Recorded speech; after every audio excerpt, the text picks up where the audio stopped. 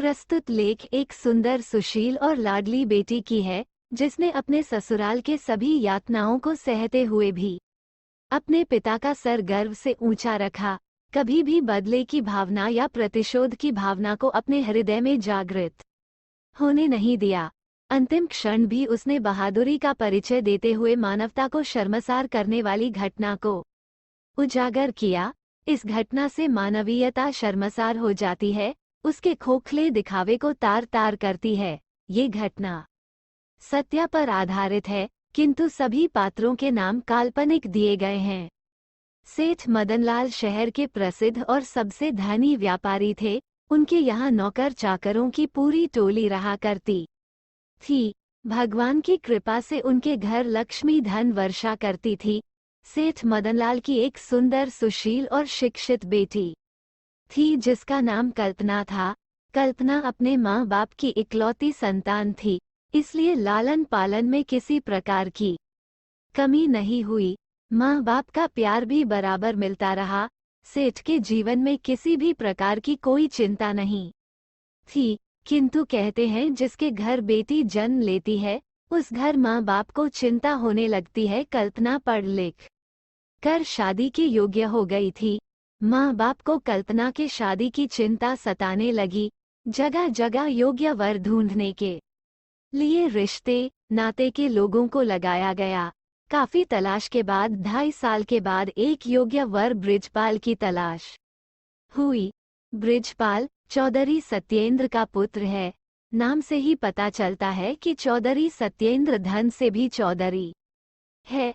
सेठ मदन लाल ने चौधरी सत्येंद्र से अपनी पुत्री कल्पना के लिए बृजपाल से ब्याह कराने की बात की। चौधरी सत्येंद्र ने कल्पना से अपने पुत्र के विवाह का आश्वासन सेठ को दिया। चौधरी जानता था सेठ की कोई और संतान नहीं है। कल्पना उसकी इकलौती संतान है और सेठ की उम्र 50 साल से ऊपर है, अर्थात अब इसकी कोई संतान नहीं हो सकती। ऐसा लालच उसके मन में आया और उसने विवाह के लिए तत्काल हाँ कर दिया।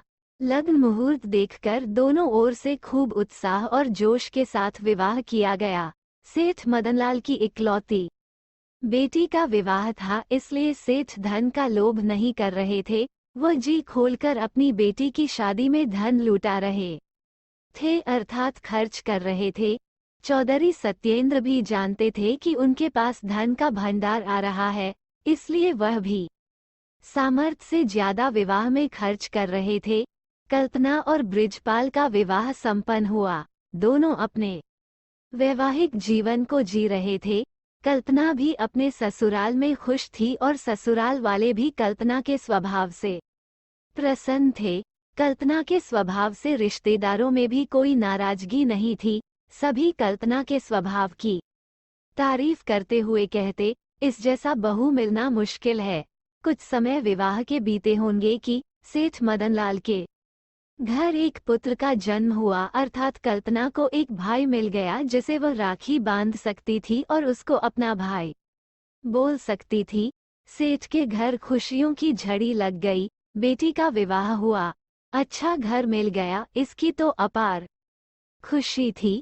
किंतु पुत्र रत्न की प्राप्ति लंबी प्रतीक्षा के बाद हुई। यह खुशी को दोगुनी करने वाली थी। सेठ मदनलाल के घर पुत्र का जन्म सुनकर कल्पना के ससुराल वालों के पैरों तले जमीन खिसक गई, जैसे उनकी सारी संपत्ति छीन गई हो। उन्होंने शादी इस लालच में की थी कि वह मदनलाल के सारे संपत्ति को एक दिन प्राप्त कर लेंगे, किंतु बेटे के जन्म के बाद यह मुश्किल हो गया था। भाई के मिल जाने से कल्पना के जीवन में खुशियां आनी चाहिए थी, किंतु यह उसके लिए दुख का कारण बन गई।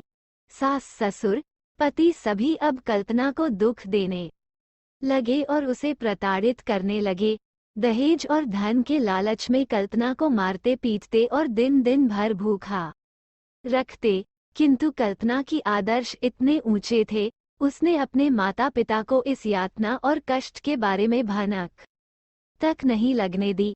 सेठ कल्पना से मिलने और अपने बेटे के छठी अर्थात नामकरण संस्कार में निमंत्रण देने के लिए खुशी खुशी ससुराल पहुँचे।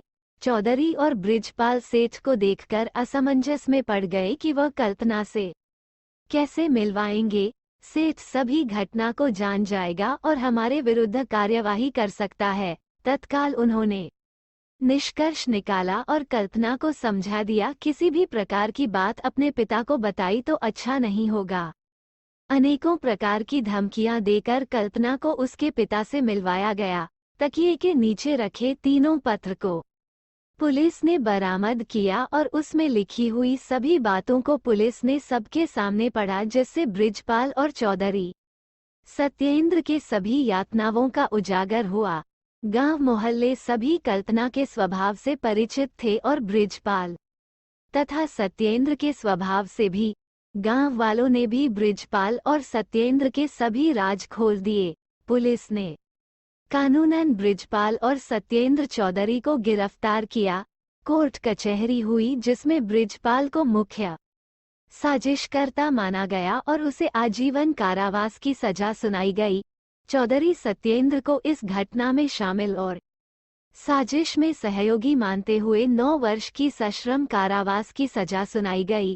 मॉरल ऑफ द स्टोरी, इस घटना से ये सीख मिलती है कि लालच में किस प्रकार ससुराल वालों ने अपने बहू का अनादर किया, उसकी पिटाई की।